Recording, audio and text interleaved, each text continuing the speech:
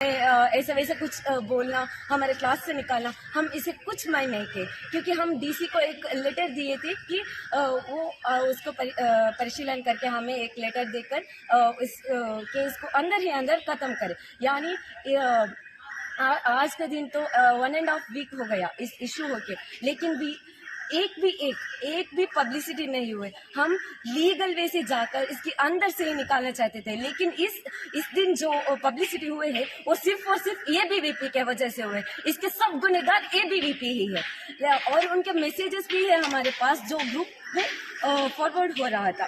लेकिन 24 का लगता है सब यह कह रहे थे कि इन तुलु लैंग्वेज जो वो लोग कह रहे हैं कि सब ऑरेंज शॉल लेकर आइए, हम ऑरेंज शॉल पहनेंगे। ये सारी ग्रुप्स में शेयर हो रहा है, और ये लाइक और छोटा सा आर्टिकल है। वो लोग कह रहे थे कि हम यहाँ आज का दिन सिर्फ टीजर रिलीज की है, फिल्म अभी भी बाकी, हम कुछ करने वाले हैं, ये कह रहे थे।